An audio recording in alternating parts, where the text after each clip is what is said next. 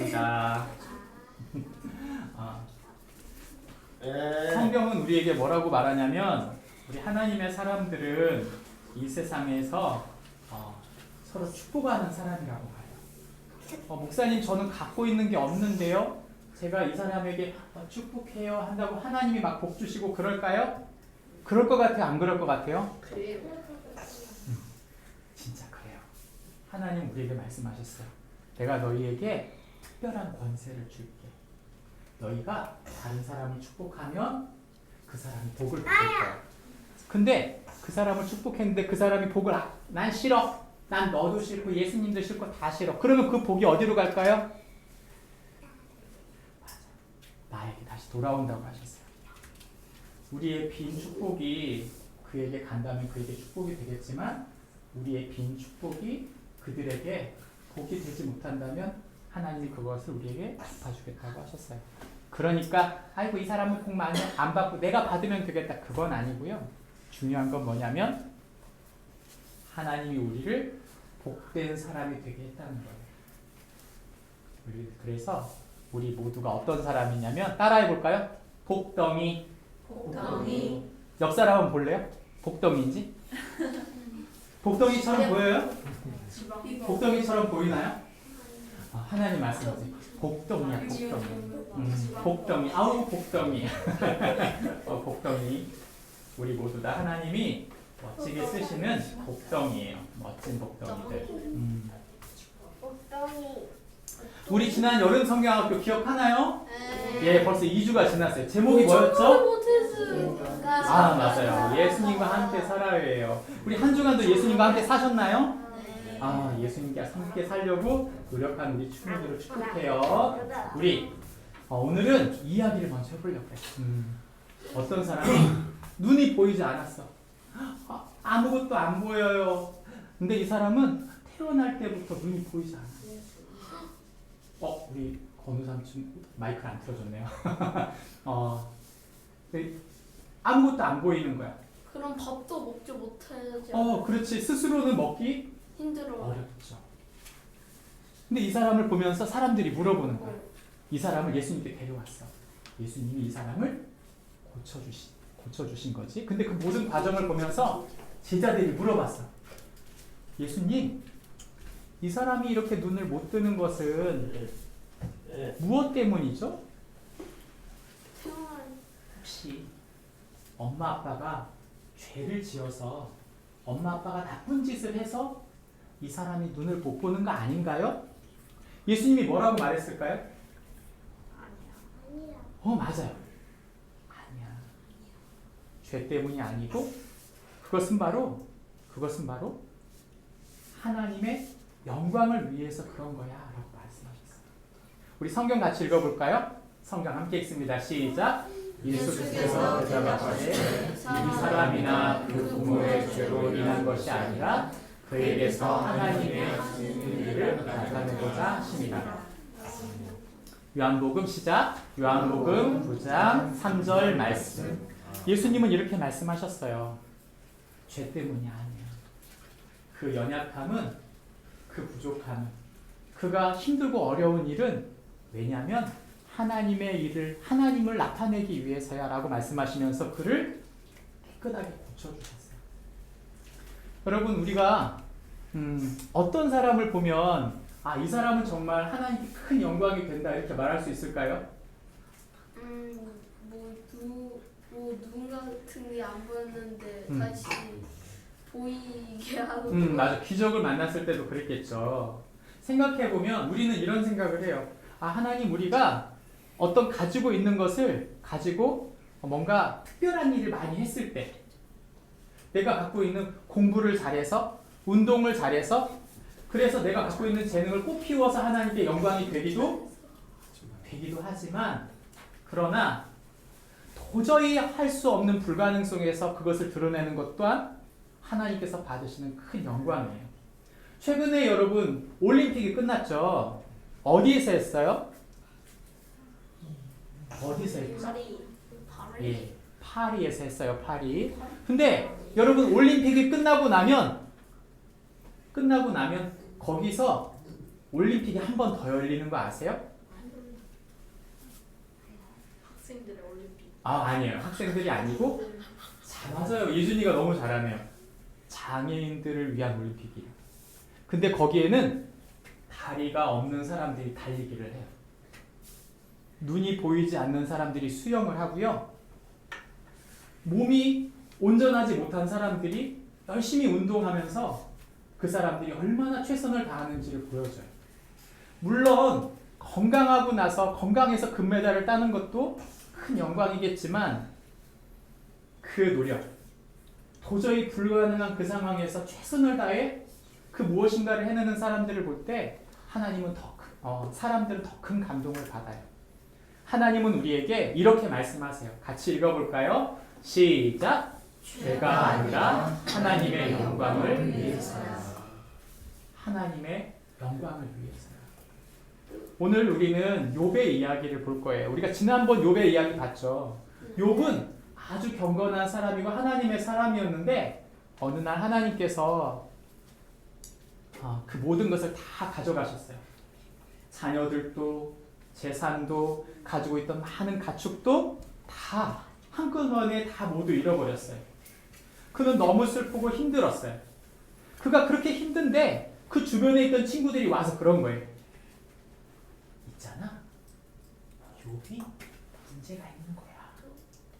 뭔가 잘못한 일이 있으니까 하나님이 욥이 갖고 있던 걸 뺏어간 거 아니겠어? 욥이 문제가 있으니까 그런 거야. 마땅한 일을 당한 거지. 여러분, 그랬을까요? 아니요. 친구들은 욥을 향해 끊임없이 그렇게 생각했어요.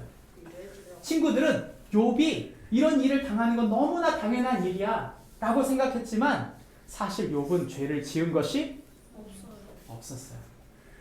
욥은 죄를 지었다 하더라도 하나님께 의지하고 제사드리면서 모든 죄를 다 깨끗하게 되고 하나님 앞에 경건한 하나님의 사람으로 섰죠. 그럼에도 불구하고 친구들은 욥을 향해 수군거렸어요. 있잖아, 저 사람이 저렇게 된 거 뭔가 문제가 있는 거지. 문제가 있는 거야. 여러분, 우리가 다른 사람에게 오해받을 수 있어요. 다른 사람들이 나를 이상하게 볼 수도 있어요. 근데 중요한 건 뭐냐면 그럼에도 불구하고 욥이 낭망하지 않고 하나님을 바라보는 거예요.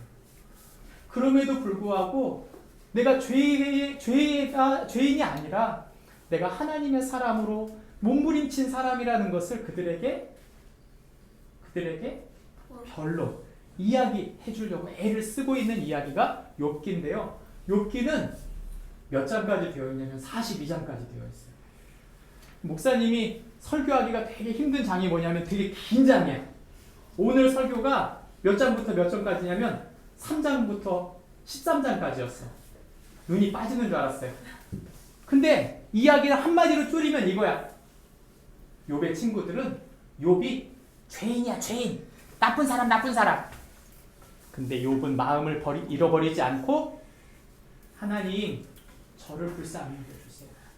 하나님, 저를 불쌍히 여겨주세요. 이렇게 고백했다는 거죠. 여러분, 우리가 욥이 했던 말을 기억했으면 좋겠어요. 우리 욥에게 해주고 싶은 말, 우리 같이 읽어보겠습니다. 시작! 죄가 아니라 하나님의 영광을 위해서요. 죄가 아니라 하나님의 영광을 위해서. 장애인들이 올림픽을 하던 것처럼 예수님 앞에 있던 그 눈 못 뜨던 사람이 자기 죄 때문이 아니라 하나님의 놀라운 그 하나님의 일들, 하나님의 사람이 예수님이 바로 하나님이신 예수님이 그를 고쳐주셨다는 사실을 보여준 것처럼 우리를 통해서도 하나님이 그렇게 일하실까요? 네. 맞아요. 여러분, 이렇게 말할 수 있어. 목사님, 저는요 키가 작아요. 키가 너무 작아가지고 왜 하나님 저는 이렇게 키를 작게 만드셨죠? 이렇게 생각할 수 있어요. 목사님 얘기예요. 목사님 얘기예요. 목사님 팔이 176이에요. 근데 키가 몇이냐? 170밖에 안 돼요. 이게 이상한 거죠. 성장판은 176까지 돼 있는데 안 큰 거예요. 목사님이 초등학교 6학년 때까지 앞번호였어요. 60명 중에 7번인가 8번인가 그랬어. 그래가지고 매번 열등감이 있어가지고 그랬어. 아, 나 왜 이렇게 키가 작지? 물론 목사님보다 작은 사람이 있었어요. 6명. 근데 나보다 큰 사람이 훨씬 많았어. 그래가지고 목사님 항상 왜 이렇게 작죠? 왜 이렇게 나는 작지? 여러분, 우리가 부족한 것도 있을 수 있어요. 때로는 공부가 너무 안 돼. 아무리 산수를 수학을 풀려고 해도 풀리지 않은 문제가 있을 수 있어요. 있어요. 그러나 중요한 건 풀리지 않는 문제를 가지고 계속 끙끙거리더라도 몇 날 며칠이 걸려도 그걸 풀려고 노력하는 사람에게 하나님이 풀리게 하신다면 그게 더 큰 영광이죠. 여러분, 우리가 약할 수 있어요. 우리가 때로는 그 일들 때문에 좌절할 수도 있어. 아이고, 나는 왜 이러지? 바로 그럴 때 이것이 바로 무엇을 위한 거예요? 죄가 아니라 자, 시작! 죄가 아니라 하나님의 영광을 위해서야. 자, 이제 우리 같이 한번 외칠 거예요. 목사님이 하나하나 말할 때마다 제가 하나하나 말할 때마다 여러분이 죄가 아니라 하나님의 영광을 위해서야 이렇게 말해주세요. 자, 저는 키가 작아요. 저는 어떻게 해야 되죠? 죄가 아니라 하나님의 영광을 위해서야.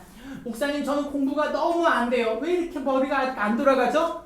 죄가 아니라 하나님의 영광을 위해서야.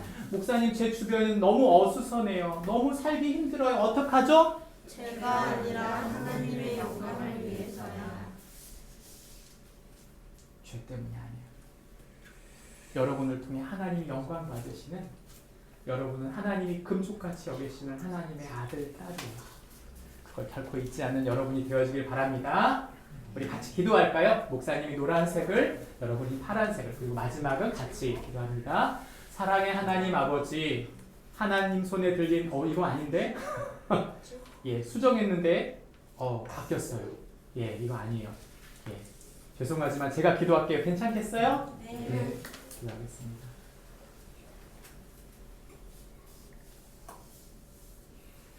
하나님 아버지, 감사합니다.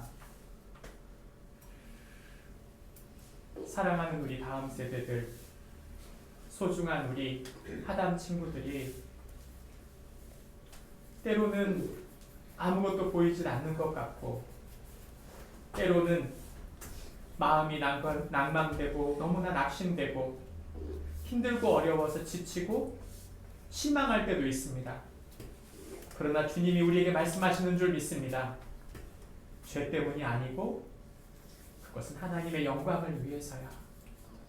우리가 하나님의 아들, 딸로 하나님의 영광이 될지언정 내 앞에 있는 문제와 시험 때문에, 연약함 때문에 마음 잃어버리고 하나님을 잃어버리는 일 없도록 우리 귀한 하나님 친구들 지켜주시고 인도해 주세요. 예수님의 이름으로 기도합니다.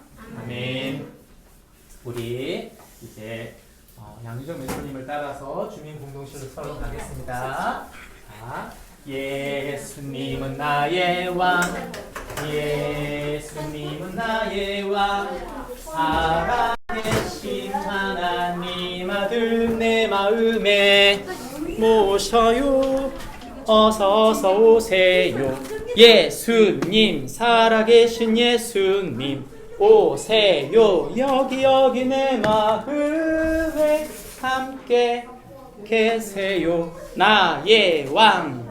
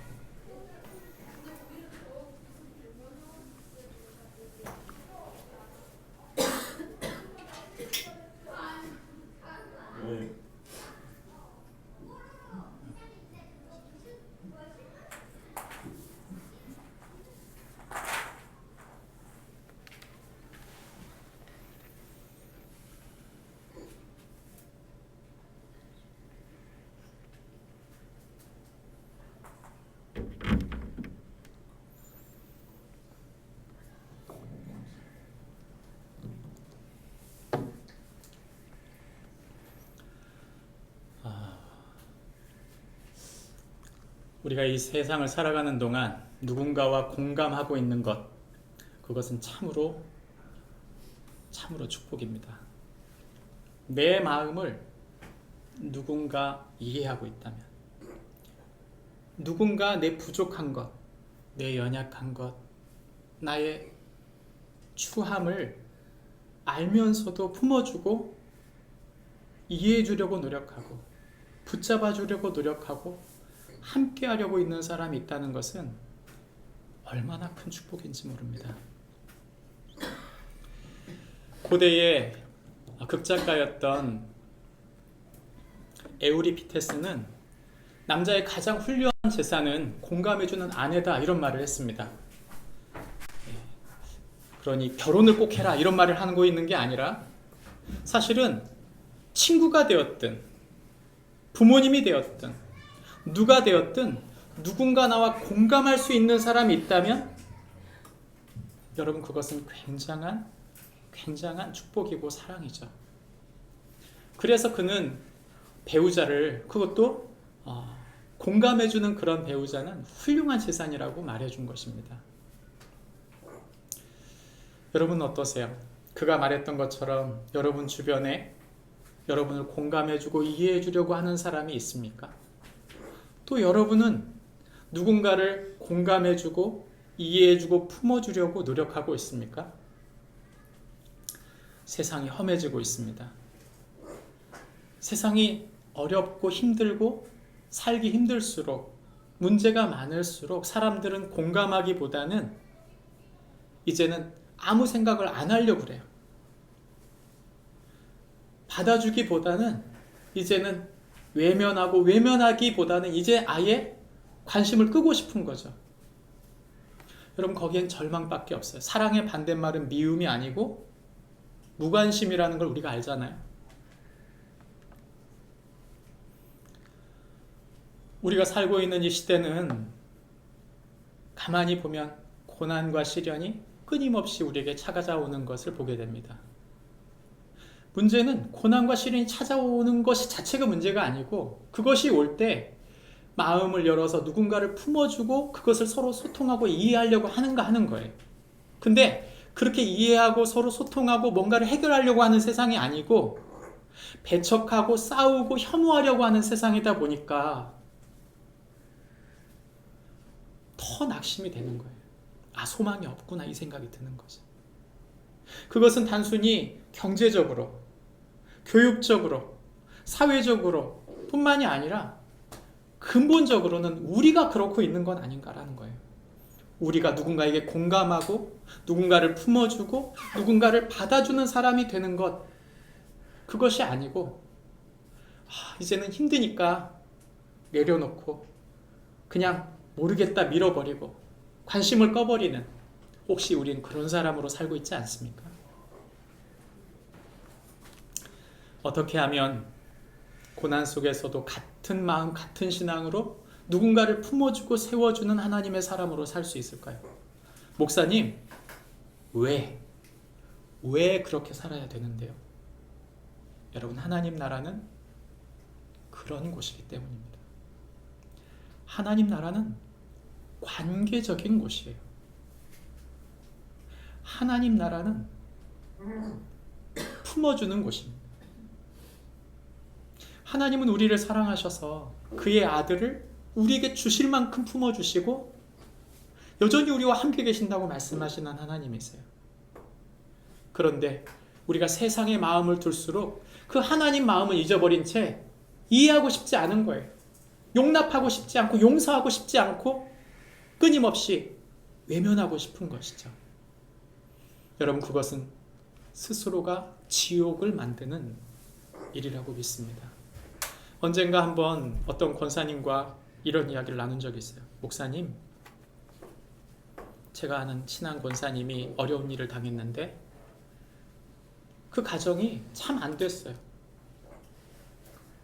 자녀가 자살을 했고 남편이 사고를 당해서 병원에 있고, 근데 그 권사님조차도 아파가지고 그러는데 권사님이 가정 얘기를 교회에서 못해요. 사람들이 다 이런다는 거예요. 집안에 무슨 일이 있길래 그런 거야? 무슨 죄를 졌길래? 아니 저 집안은 왜 저런 거야 도대체? 사람들이 다 수근수근한데요. 그러니까 그런 분위기를 너무나 잘 아니까 이 권사님이 자기에게 일어난 일을 얘기를 못하는 거죠. 여러분, 저는 그것이 하나님 나라라고 생각되지 않아요. 마음이 힘들고 어려운 걸 이야기할 수 없다면 여러분 그것이 진정한 부부관계일까요? 서로가 서로를 이해하고 기도해주고 품어주고 기다려주지 않는다면, 기대함이 없다면 그것이 정말 교회고 하나님 나라일까요? 성경은 우리에게 힘들면 힘들수록 서로 함께하고 그 마음을 같이 하는 근력이 필요하다고 말하는 것이죠.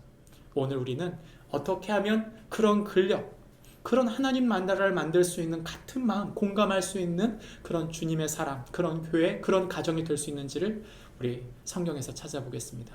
욥기서 6장 28절부터 30절 말씀입니다. 나눠서 읽습니다. 이제 원하건대 너희는 내게로 얼굴을 돌리라. 내가 너희를 대면하여 결코 거짓말하지 아니하리라.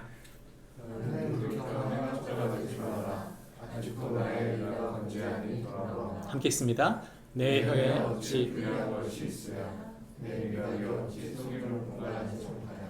아멘. 우리가 읽은 짧은 이 성경 말씀을 한마디로 조리면 이렇게 말하는 것입니다. 같이 읽습니다. 시작. 성도는 하나님과 사람 앞에 예수님으로 인한 의인됨을 믿는 자이다. 성도는 하나님과 사람 앞에 예수님을 인해 의인된 것을 믿는 자이다. 여러분 어떤 사람이 품어줄 수 있을까요?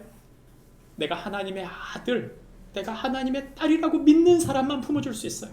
성경은 그렇게 말합니다. 내가 똑똑하기 때문에, 내가 더 많은 것을 가졌기 때문에 누군가를 품는 게 아니에요. 어떤 자산 전략가가 이런 말을 하는 걸 들었어요. 부자들이 왜 다른 사람에게 갖고 있는 것을 주지 않는 줄 아세요? 그건 바로 1000피스짜리 큰 그림이 있는데 그 중에 한 피스를 못 주는 거라고 그렇게 말하더라고요. 뭐가 그 사람의 우상일까요? 그 큰 그림이 우상이에요. 그 큰 그림이 우상이니까 그거 하나를 떼서 주지 못하는 거죠. 여러분 우리는 착각을 해요. 우린 착각을 합니다.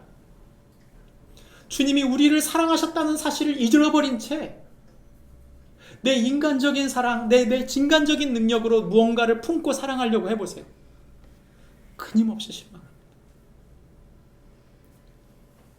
기대할수록 실망해요. 참 희한하죠?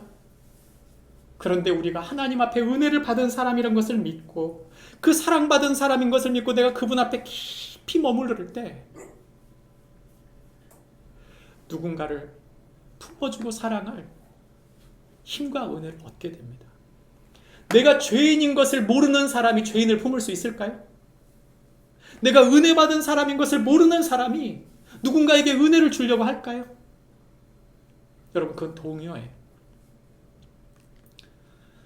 욥은 혹독한 고난 속에서 자신이 그 희생제사 때문에 하나님이 나를 의인으로 보고 계신다는 자기 정체성을 잃어버리지 않았어요. 물론 후반에 가면 흔들리긴 하지만 욥과 이 욥의 친구들과 끊임없이 논쟁하는 건 뭐냐면 그거예요. 네가 문제가 있는 거다. 너가 뭔가 문제가 있기 때문에 이렇게 된 거 아니냐. 맞다, 나는 문제 덩어리다. 근데 나를 하나님이 의롭게 여기는 거에 대해서 나는 그걸 믿는다 이거죠. 나는 죄 때문에 이런 일이 왔다고 믿지 않는다. 그러니까 그걸 가지고 끊임없이 비판하고 질타하고 그러는 거예요. 예수 믿는 사람일수록 질타받습니다. 예수 믿는 사람일수록 여러분 이 간음대에 올라가요. 예수 믿는 사람이 그러면 되냐고. 여러분 그것을 굉장히 부담스러운 일이지만 여러분 기억해야 돼요. 우리가 바로 하나님께서 우리를 사용하신다는 증거예요. 우리를 사용하신다는 증거입니다. 우리가 하나님의 아들, 하나님의 딸이 아니라면 사람들이 그런 기대를 갖지 않아요. 그냥 갖지 않습니다. 제가 희한한 걸 하나 발견한 건 뭐냐면 제가 교회를 다니는 동안 10년 동안 그 17살부터 27살까지 교회 다니는 동안 저희 아버지가 끊임없이 이렇게 교회 가지 마라, 뭐 초창기엔 폭력을 행사하고 끊임없는 욕설을 끊임없이 하셨던 분인데 언젠가 한 번은 내가 교회 실망하는 일이 있었어요. 굉장히 실망해갖고 주일날 자고 있었어요. 그냥 난 내일 오늘 교회를 안 가겠다 이런 마음으로 자고 있었어요. 내내. 아버지가 흔들어 깨우더라고요. 야, 너 뭐하냐? 야, 교회 가야지. 아, 전 오늘 교회 안 가요. 무슨 일 있냐? 교회 가야지. 왜 갑자기 안 가냐 이거예요. 왜요?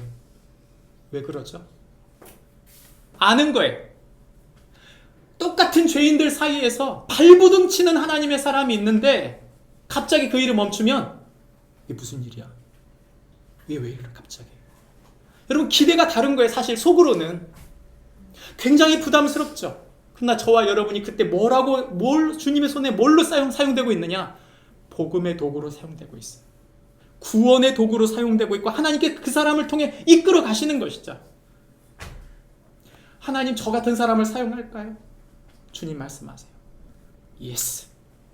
나는 너를 통해 받을 특별한 영광이 있다. 너를 통해서만 받을 영광이 있어. 다른 사람은 절대 할 수 없는 너를 통해서만 그 사람을 구원할 거고 너를 통해서만 이룰 하나님의 계획, 나의 계획이 있다. 이렇게 말씀하시는 거죠. 여러분 저희가 그런 정체성이 없다면 우리가 지금 당하는 고난을 해석할 수 없어요. 우리가 보는 욥기의 이야기는 총 7편으로 제가 나누어 설교하는데 그 중에 핵심 노른자가 뭐냐면 논쟁이에요. 논쟁. 서로 말다툼을 하는 거죠. 여러분 이 말다툼이 무슨 말인가요? 이게 제가 보니까 말이 복잡하고 헷갈려서 그렇지 정리해보면 단순해요. 아주 단순해요. 이 단순한 이야기의 핵심을 제가 3번으로 나눠서 이야기할 텐데 욥기의 이야기는 욥과 이 세 친구, 4번째 친구가 있긴 하지만 그건 다른 설교로 한번 하고 이 욥의 세 친구들과 3번의 논쟁을 하게 됩니다. 이 논쟁의 이야기의 주제가 3번 이렇게 반복되는데 그 이야기에 이 세 친구와 3번의 이야기를 반복하는 이야기에 오늘이 그 첫 번째 순서예요. 엘리바스는 욥을 어떻게 봤느냐? 네가 죄가 있다. 네가 이렇게 쫄딱 망한 데는 네가 뭔가 문제가 있는 거야 라고 본 거죠. 인과응보적 사고예요. 그래서 네 어리석음, 네가 뭔가 하나님을 떠난 그 어리석음, 그리고 네가 하나님을 찾고 의탁하지 않는 그 문제가 너한테 있는 거다 라고 말합니다. 빌닷은 죄와 위선으로 봤어요. 너 지금 겉으로는 굉장히 열심히 믿고 열심히 잘하고 있는 것처럼 보이지만 너 속으로 지금 딴 생각 먹고 하나님 전혀 의지하지 않는 거 아니냐? 그래서 네 자식들 이렇게 죽게 된 거는 죄 때문이고 네가 하나님을 잊어버렸기 때문에 네가 희망이 무너진 것이고 네가 마음은 솔직히 악하기 때문에 하나님이 붙들어주지 않는 거야 라고 말하는 거죠. 소발은 뭐라고 말합니까? 너는 교만해. 너 이렇게 말을 많이 하는 거 보니까 너 있잖아 말로 모든 거를 해결하려고 하는 사람인 것 같아. 그리고 네가 하나님을 안다고? 야 네가 하나님을 알아봐야 얼마나 알겠어. 하나님은 네가 안다고 해봐. 네 그 조그만한 머리로 하나님은 네가 얼마나 이해한다고 네가 그런 말을 해? 네가 하나님 앞에 바른 마음을 정하고 그분께 온전히 순복했다면 이런 일은 벌어지지 않을 것이고 벌어졌다 하더라도 하나님이 너를 구원하실 거야. 이렇게 얘기합니다. 여러분 얘기를 가만히 들어보면 되게 좋은 말인 것처럼 보이지만 사실은 이들의 마음속에 욥이 죄 때문에 이런 일을 당했다고 하는 근본적인 생각을 갖고 있는 거죠. 다시 말하면 죄 문제는 하나님의 영광과는 상관이 없다고 본 거예요. 물론 욥도 완벽하진 않습니다. 하지만 욥은 자신이 하나님 앞에 몸부림쳤다는 사실을 그들에게 이야기하면서 이것을 변론해 가는 거예요. 이 이야기를 읽어보면 죄송합니다. 일본어를 썼네요. 아구가 이렇게 맞아요. 이렇게 딱딱 맞습니다. 그들이 하는 말에 욥이 한마디도 이렇게 멈추지 않고 딱딱 저렇게 이 말을 맞춰서 하는 거예요. 여러분 우리가 예수 믿으면 말을 잘한다고 잘 살겠어요? 말을 잘하는 게 아니에요. 말을 잘하는 게 아니고 하나님의 뜻을 더 깊이 이해하게 되면 그게 이해됐기 때문에 하는 말입니다.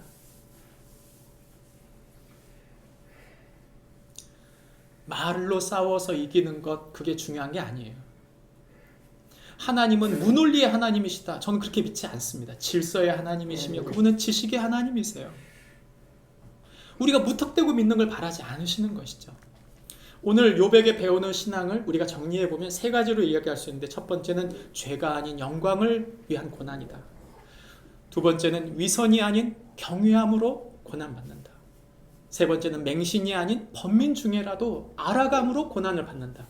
전제는 뭡니까? 고난은 피할 수 없다는 게 전제예요. 목사님, 그래도 고난이 싫습니다. 저도 싫어요, 여러분. 저도 싫습니다. 여러분도 싫죠? 저도 싫어요.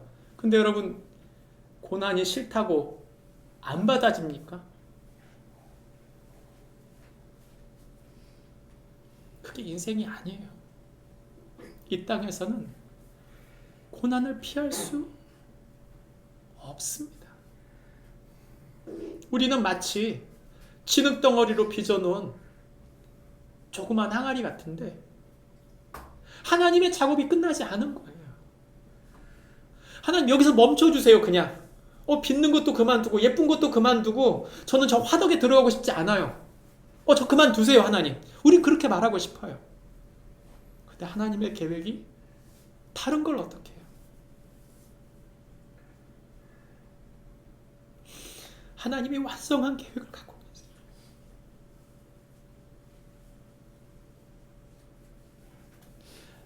우리를 향한 하나님의 완성한 계획을 갖고 계시고 우리 자녀들에 대한 하나님의 완성된 계획을 갖고 있어요.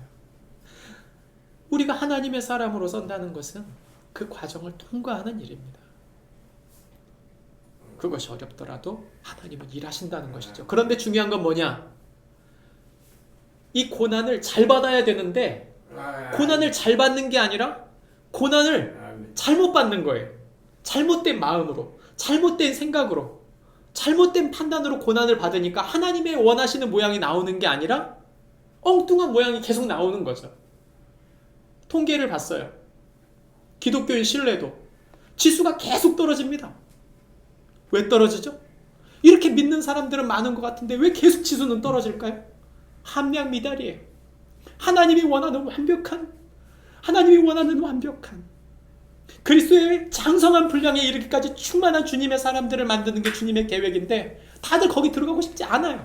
그러니까 무슨 설교를 들으러 가느냐? 복복하자는 거. 전부 다 복받는 거래요. 기독교는 복의 종교가 아니에요, 여러분. 우리가 복이 되는 종교지 하나님께 복받자고 하는 종교가 아니라는 거죠. 우리가 하나님의 아들, 딸 되는 종교지 이 땅에서 내가 뭔가 큰 것을 누리는 것이 그게 기독교가 아니에요. 왜 이 세상이 지옥이 됩니까? 저는 믿어요. 하나님의 사람들이 점점 줄어들기 때문이에요. 잘 사는 것 같은데도 왜 이렇게 힘들까요? 하나님의 사람이었기 때문입니다.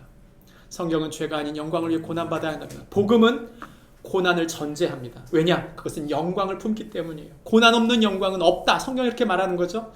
엘리바스는 말합니다. 네가 죄 때문에 망하는 것이고 나라면 내가 하나님 찾았을 거다. 너가 하나님 안 찾고 있지 않냐? 그때 말합니다. 나의 의가 건재하다 이렇게 말해요. 놀랍지 않으세요? 저는 이 말 듣고 욥이 꿀리질 않는 사람이에요. 정말 똑똑한 사람입니다.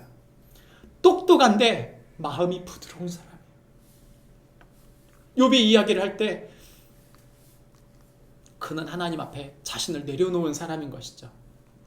엘리바스가 네가 지금 고난받는 것은 죄 때문이고 회개하지 않았기 때문이고 하나님께 의탁하지 않았기 때문이다라고 말할 때 아니다. 나는 하나님 앞에 의롭고 내가 이렇게 고난 갖는 것은 그냥 고통할 뿐이다 말합니다.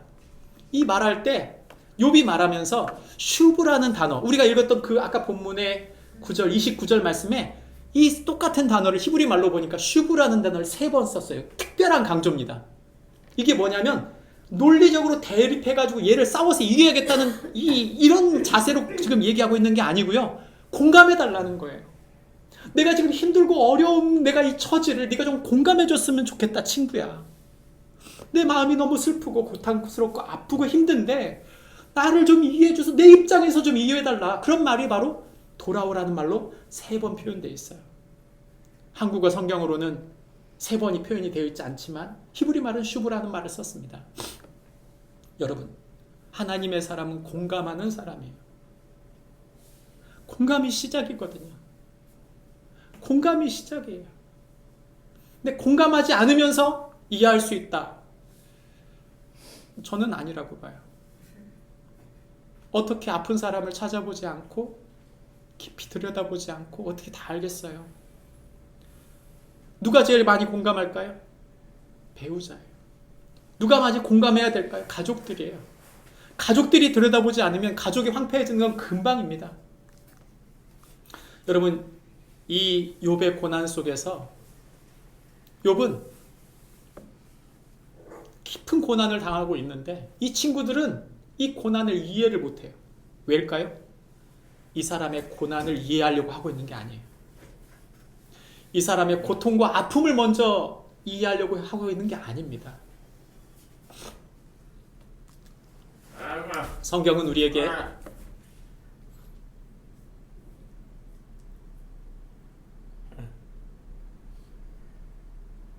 성경은 우리에게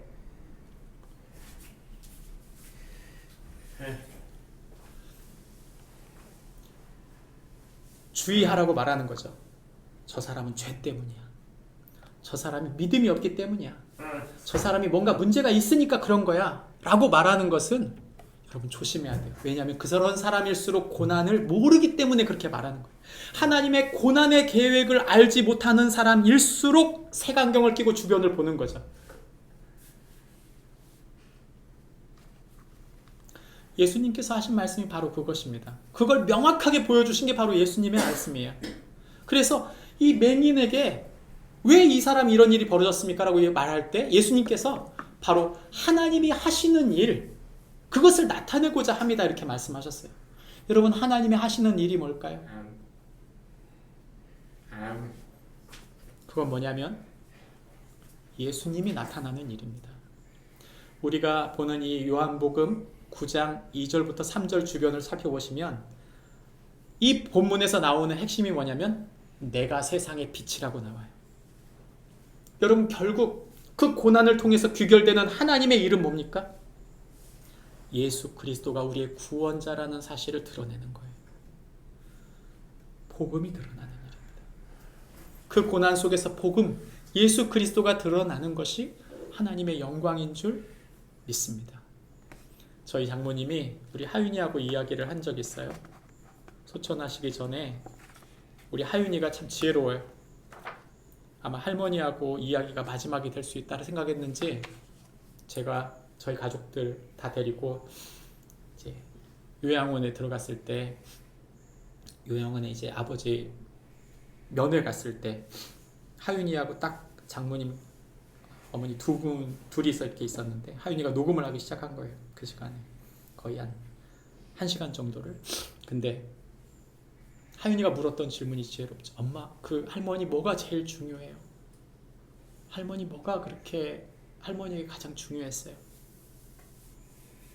어머니께서 예수님이 가장 중요하지. 하나님이 세상을 이처럼 사랑하사 독생자를 주셨으니 이는 저를 믿는 자마다 멸망치 않고 영생 얻게 하려 하십니다. 하나님이 우리를 멸망치 않고 영원한 생명 주시려고 그 아들 주셨다는 그 사건보다 더 놀라운 게 어디 있어? 난 그것 때문에 살았어. 난 그게 가장 큰 소망이고 그게 내가 하고 싶은 마지막 이야기야. 그분이 사셨던 이유이고 그분이 목적했던 이야기. 여러분, 우리가 이 고난을 통해 뭘 드러났으면 좋겠나요? 하나님이 우리를 사랑하신 이야기, 하나님이 우리를 회복하신 이야기, 우리를 영원토록 회복시킬 그 이야기가 우리가 줘야 될 마지막 이야기가 아닐까요? 뭐가 남습니까? 그리스도인들에게 탈탈 털어서 남아야 될 게 뭘까요? 저는 그리스도만 남으면 된다고 믿습니다. 그 얘기를 듣는데 깜짝 놀랐어요. 저도 하지 못한 질문을 하윤이가 했더라고요. 하나님의 나타나시는 일이 뭡니까? 바로 그 예수님이 빛 되심으로 그 사람에게 나타난 것처럼 이 세상에 드러나야 돼요. 이 세상에 하나님 나라 되는 일은 딱 하나밖에 없어요. 누군가를 하나님 나라 만드는 일은 딱 하나밖에 없습니다. 오직 예수 그리스도. 그분이 나타나실 때만 바르게 됩니다. 여러분, 하나님의 영광을 나타내기 원한다면 이 고난이 예수 그리스도가 나타나는 축복에 있기를 바랍니다. 두 번째는 위선이 아닌 주를 경외함으로 고난을 받으라고 말합니다. 복음은 세상이 죄로 인해 심판받을 것인 것을 끊임없이 말합니다. 세상은 죄로 말미암아 심판받습니다. 이 빌닷이 두 번째 이 친구가 빌닷이 말합니다. 당신의 자녀가 죽은 이유는 하나님께 주님께 죄를 지었기 때문이다. 그리고 당신이 하나님을 잊어버렸기 때문에 지금 희망이 무너진 것이다. 이렇게 말한 것이죠. 욥은 이에 대해서 답합니다. 하나님이 빼앗지 않으면 누가 막을 수 있으며 일이 다 같다. 하나님이 온전한 자나 악한 자나 모두 멸망시키신다. 맞습니까? 그 말이 맞아요. 인과응보가 착착 맞아가지고 죄 때문에 다 죽는 게 아니고 죄가 아닌데도 고난받는 사람이 있다는 거죠. 의인인데도 고난받을 수 있고 죄의 인과응보로 다 맞춰지는 게 아니더라. 그 약함과 부족함과 연약함과 그 문제가 있는데 그 문제를 통해 뭐를 하나님이 하신다? 하나님이 거기 안에 하나님의 주권이 다스려지고 있다는 것입니다. 그것이 바로 욥이 하고 싶었던 이야기죠.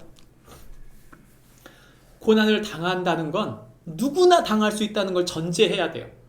그러니까 예수 믿는 사람일수록 더 고난을 안 당한다는 게 없고요. 예수님 믿기 때문에 고난을 더 많이 당한다. 제가 볼 땐 그것도 아니에요. 너무나 평등하죠. 어떻게 보면 고난은. 근데 중요한 건 의미는 달라요. 그 의미가 다르다는 게 핵심입니다. 이 빌닷이 하고 싶은 건 그래서 너는 하나님 없이 살았기 때문에 이런 일 당하지 않았냐? 넌 위선자, 겉과 속이 다른 인간 아니냐? 이렇게 찔러 얘기하는 거예요. 그리고 저는 이 말 들을 때가 제일 좀 예민한데 제가 여러분도 아시다시피 우리 하윤이가 한번 했던 얘기에 제가 충격받고 제가 너무나 상처받아서 힘들어했던 게 뭐냐면 아빠는 이중인격자라는 말이었어요. 여러분 어떠세요? 이중인격자, 사춘기 된 딸이 아빠를 보면서 아빠는 이중인격자야 이렇게 말할 때 여러분 저는 제가 그냥 목회가 다 무너지는 것 같았어요. 이게 뭐지? 그럼 나는 앞에 나와서는 아주 거룩한 척하고 집에 들어가서 더러운 죄인이고 내가 지금 그렇게 살았다는 말인가? 제가 가만히 생각해 보니까 그렇게 보일 수 있구나. 내가 몸부림치는 걸 못 본 아이는 얼마든지 그럴 수 있어요. 중요한 건 이거예요. 중요한 건 이겁니다. 핵심은 그 위선이라는 말, 이 위선이라는 말, 그것은 겉과 속이 다르다는 말인데 그것은 하나님을 의지하지 않는다는 말이에요. 한마디로 말하면 하나님을 의지하지 않으면서 의지하는 척하는 것과 하나님을 의지하면서 몸부림치는 것 두 가지죠. 욥이 이에 대해 대답합니다. 10장 7절에 이렇게 말합니다. 주께서는 내가 악하지 않은 줄을 뭐 하시나이다? 아십니다. 무슨 말입니까? 욥은 분명히 하나님 앞에 기도한 거예요. 그랬기 때문에 이 말이 나올 수 있는 거죠. 내 죄의 문제를 가지고 하나님께 나가서 왜 하나님 이런 것이죠? 왜 이런 연약함 때문에 왜 나는 이렇습니까? 끊임없이 고민하고 갈등하고 힘들어하면서 그것에 몸부림친 거예요. 그래서 하나님 앞에 하나님 아시지 않습니까? 말할 수 있는 거죠. 여러분 기도하지 않는 사람과 기도하는 사람의 차이예요. 기도하지 않으면 뭐가 지배할까요? 내 생각이 지배해요. 하나님을 관념적으로 보는 것입니다. 인격적으로 보는 게 아니고 관념적으로 보는 사람이에요. 여러분 그래서 이 훈련이 제일 전 중요하다고 믿는데 그 훈련이 뭐냐면 일상에서 기도하는 것입니다.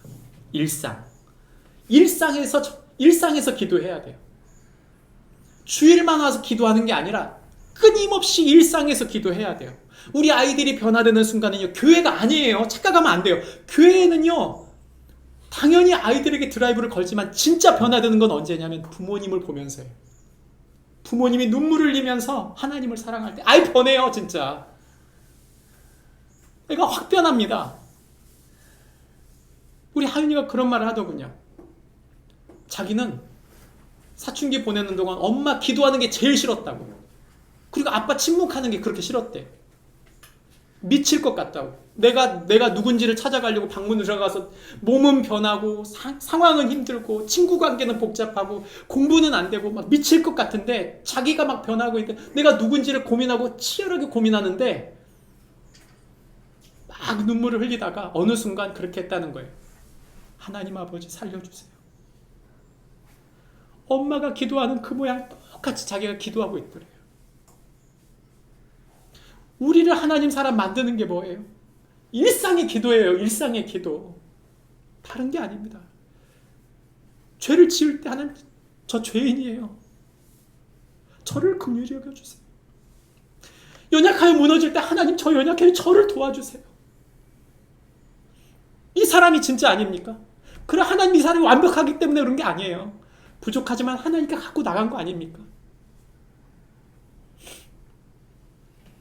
예수님이 바리새인들을 향해 말합니다. 바리새인들, 그들의 외식을 조심해라. 외식이 뭐예요? 겉으로 보이려고 치장을 하는 거예요. 끊임없이 치장하죠. 뭘 치장합니까? 뭘 그렇게 치장해요? 속을 들키지 않기 위해서요. 무슨 속이요? 내 자신의 시커먼 속. 하나님 없는 속. 하나님을 사랑하지 않으면 사랑하지는 척하는 척. 그걸 숨기는 거죠. 실은 자신을 하나님보다 더 사랑하면서 하나님을 이용하고 있는 거예요. 예수님은 그렇다면 외식을 깨는 게 뭘까요? 외식을 깨는 것, 내 겉표면을 완전히 깨는 게 뭡니까? 그건 뭐냐면 예수님이 이렇게 말씀합니다. 지옥에 던져 넣는 권세 있는 그를 두려워라. 뭡니까? 하나님 아버지를, 정말 하나님 아버지를 두려워해라. 오늘이 마지막인 것처럼 하나님 아버지를 두려워해라. 그렇다면 네 외식이 깨질 것이다. 여러분, 저는 하나님을 두려워하지 않는 사람이 이 세상에 점점 더 많아진다고 봐요. 한국 기독교의 5천만 인구 중에 700만이 기독교인이에요. 근데 실제로 출석하는 교인들이 700만인데 저는 모르겠어요. 정말 두려워요. 나도 혹시 거기에 들어가는 것은 아닌지. 여러분, 저와 여러분이 거기에 들어가고 싶지 않다면 유일한 방법은 딱 하나예요. 시간마다 순간마다 있는 그대로 하나님께 갖고 나가 기도하면서 계속 자신을 깨는 것입니다. 그분께 고백하고 다시 돌이키고 다시 세워가는 거예요.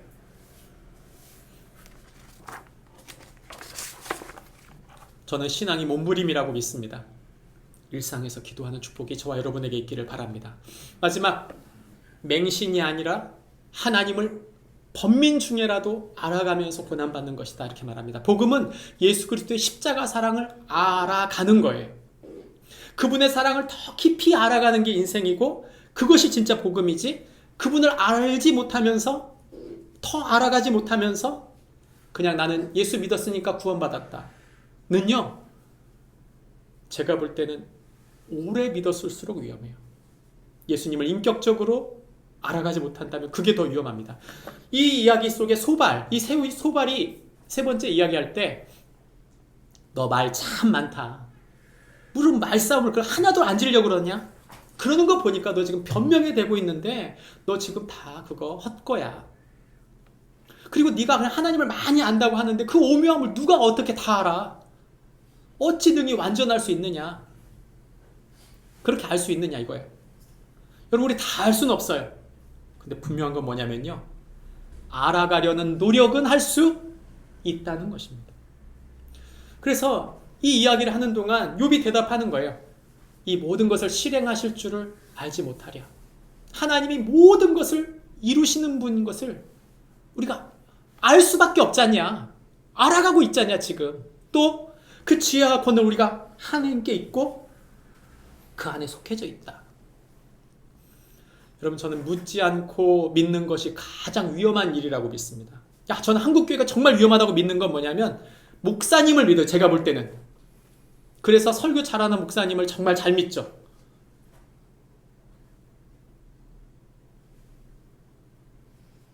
그래서 목회가 힘들어요.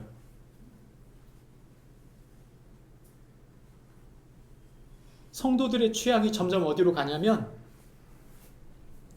좋은 말 하는 쪽으로, 젠틀하고 가슴에 푹푹 박히는데 나에게 감동을 주는, 그런데 이게 휘발성이 강해서 감동을 받고 나서 딱 나가면 생각이 안 들어요. 일상에선 새까맣게 잃어버릴 수 있는. 여러분, 제가 그렇게 설교하고 있다면 저도 문제예요. 여러분, 우리가 하나님을 알아감이 우리 안에 있어야 돼요. 소발은 욥의 답답한 마음을 오히려 오해하고 변명과 불신앙으로 봤습니다. 욥의 변론과 깊은 신앙적 고민, 그의 끊임없는 고민과 고민을 부정하고 거부한 것이죠. 차라리 맹신하라는 거예요. 하나님 앞에 그냥 우리가 믿었으면 됐지 뭘 더 알려고 하느냐. 그게 소발의 자세입니다. 깊은 고민이 나오지 않는, 깊은 고민에서 나오지 않는 신앙은 진정한 성숙이 아닙니다. 욥의 이 이야기 속에 우리는 그가 끊임없이 하나님을 더 알아가려고 하는 노력을 끊임없이 하고 있다는 것. 욥이 이 이야기를 하는 동안도 하나님이 어떤 분이신가를 계속 생각하면서 얘기하는데, 그가 그렇게 하나님을 알면서도 불구하고 해석되지 않는 부분 때문에 흔들리는 것도 사실이에요. 우린 완벽히 하나님을 알 수는 없어요. 그러나 그의 마음에, 그의 이성에 하나님을 알려고 하는 노력을 끊임없이 기울이고 있다는 사실에 우리는 주목해야 됩니다. 그건 번민스러운 일이에요. 고난은요, 번민을 가져와요. 번민이 무슨 뜻이에요? 괴로울 번, 그리고 번민할 번이에요. 마음에 번거롭고 답답하고 괴로워하는 거죠. 여러분, 고난 오면 무슨 생각을 해요? 고난이 오면 안 하고 싶어요. 접고, 운동하고, 접고, 그냥 그걸 감춰버리고, 덮어버리고, 그냥 그 얘기를 하고 싶지 않아요.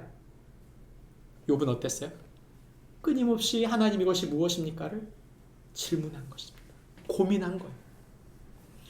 이 시대는요, 고민은 그냥 다 안 하고 번민은 안 하고 싶어요. 아닙니다. 여러분, 우리가 기억해야 할 것은 고난 중에 괴로워하고 번민하는 것, 그거 당연한 일이죠. 근데 이 시기가 바로 하나님을 만나고 그분의 사랑을 경험할 너무나 절호의 기회라는 거예요. 메디테이션, 묵상이라는 말은 메디슨에서 나왔죠. 여러분, 약은 쓴 거예요. 고난의 약을 먹고 나면 써요.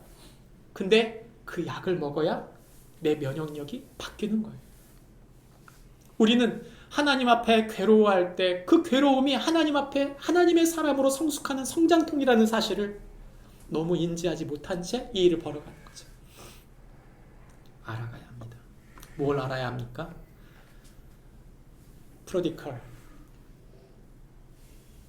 사치스럽다. 여러분, 하나님은 사치스러운 분이에요. 탕자의 비유를 예수님 드셨는데, 아버지가 아들을 받아들일 때 이것을 제일 불편하게 여긴 사람이 있어요.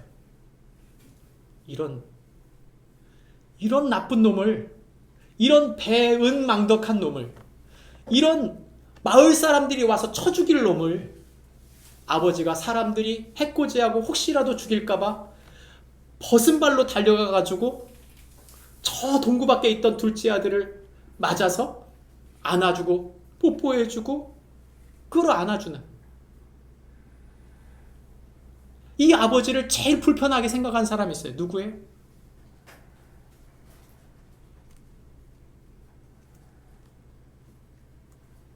형이. 렘브란트가 그린 이 탕자의 그림에서 저 뒤에서 앉아가지고 물끄러미 보고 있는, 아주 젠틀하게 생기고 잘 입은, 그러나 매서운 눈으로 이것을 바라보고 있는 사람이 있어요. 형이죠. 사치다. 하나님이 사치를 하고 있다. 지금 내 아버지가 지금 이 재산의 반쪽이나 끊어먹은 저 아들놈을, 저 동생놈을 또 받아주고 있다. 지금 우리 가산에 반토막을 낸 놈인데 저걸 받아주고 있다 지금. 그 눈초리에. 여러분 이 그림에서 하나님은 분명히 낭비하셨어요. 재산을 낭비한 이 아들에 대해 누가복음 15장은 고난을 얘기합니다.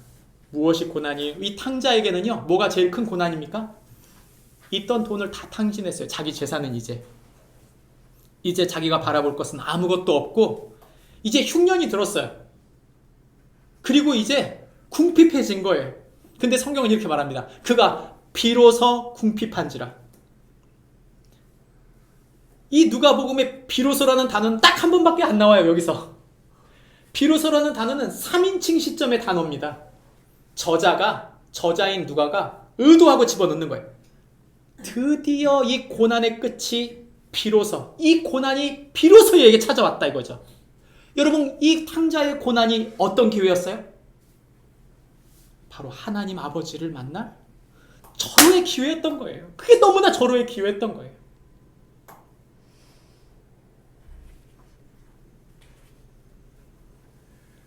하나님은 낭비하시는 분이세요. 저와 여러분은 어떠세요? 저와 여러분 혹시 저 뒤에 앉아있는 형의 매서운 눈초리로 우리 형제들을, 자매들을, 또는 우리 집안에 돈 먹는 하마다 이렇게 생각이 되는 그런 사람, 그런 자녀를 보고 있는 건 아닙니까?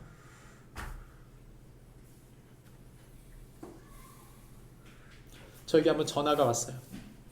전화가 와서 20년 전에 교회 사역하던 첫 번째 사역했던 곳에서 고등학교 때 만났어요. 이 아이가 고등학교 때 19살이었던 것 같아요. 고3이었던 것 같은데 그때 제가 3년 동안 사역하는 가운데 이제 이 친구를 만났는데 그 친구가 어저께 전화를 했어요. 1시간 정도를 통화했는데 목사님 저는 사실 그 이후에 한 여자를 만났다가 헤어졌는데 그때 이후로 전 교회를 안 나갔습니다. 근데 최근에 그것 때문에 너무나 상심이 커가지고 자기가 중독에 빠졌는데 게임 중독, 낚시 중독에 빠졌다가 최근에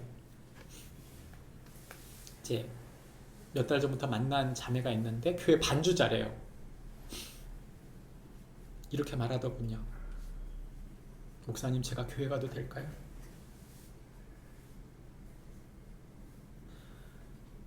목사님 제가 스스로 볼 때 나는 교회 갈 수 있는 사람이 아닌 것 같아요. 내가 이 친구 만나면서 이 사람도 상처가 많은데 과연 내가 감당할 수 있을까요? 제가 뭐라고 대답했을까요? 이렇게 말했어요. 한욱이야, 너무 좋은 기회야. 너가 그 자매를 만난 건 하나님이 너를 품으로 안아주시려고 하는 거야. 그 자매가 아니어도 교회는 열려있어. 네가 무슨 일을 했거나 무슨 일을 당했다 하더라도 하나님 아버지는 너를 안아주실 거야. 하나님이 너에게 주신 선물이 있어. 그 예수님이야. 네가 예수님을 받아들인다면 너는 하나님의 아들로서 부족함이 없어. 하나님은 그 아들의 사랑 때문에 너를 사랑하실 거야. 여러분 저는 하나님이 우리에게 사치를 벌이고 있다고 믿어요. 엄청난 사치를 벌이고 있어요. 우리가 살고 있는 이 삶도 어떻게 보면 사치일 수 있지만 그거보다 훨씬 더 큰 사치는 하나님의 사치. 하나님의 아들을 준 거. 하나님의 아들을 주는 사치를 우리가 하나님께서 우리에게 하셨다면 우리가 과연 하나님께 어떤 존재인지 어떤 정체성을 갖는지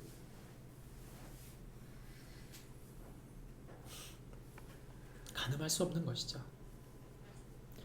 요한복음 말씀에 예수님께서 이렇게 설명하십니다. 너희가 많은 걸 알아야 되지만 다 몰라도 좋아. 그러나 이것만은 알아라. 이것만은 평생 알고 가라. 바로 이건데 영생은 같이 읽어볼까요? 시작.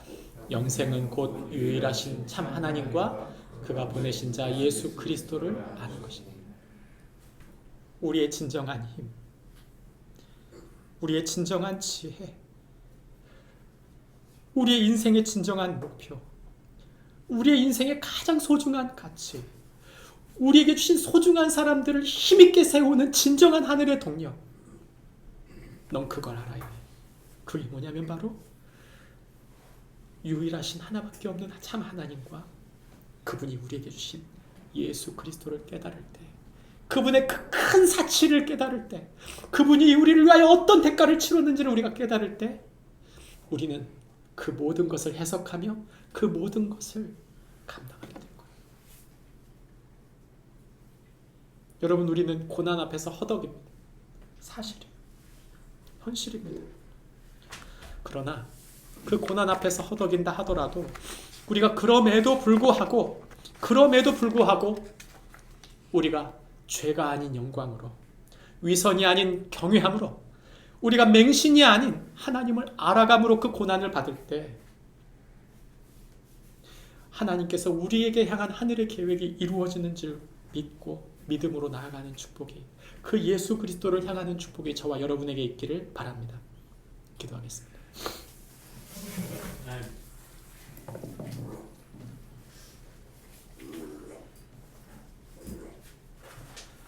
하나님 아버지, 은혜와 사랑을 감사합니다. 해석되지 않는 고난, 아니 잘못 해석된 고난 때문에 우리는 피하고 싶고 침묵하고 싶고, 그리고 우리가 해석하고 싶은 대로 해석해버리는 경우가 많습니다. 주님, 이 고난 속에 주님이 함께 계심을 잊지 않고 우리의 마음과 중심이 온전히 하나님을 향하는 축복이 있게 해주시옵소서. 특별히 하나님이 이 일을 통해 예수 그리스도가 나타나게 하셔서 하나님의 영광이 나타나게 하여 주시고, 이 고난 속에 하나님을 더 알아가며 하나님을 더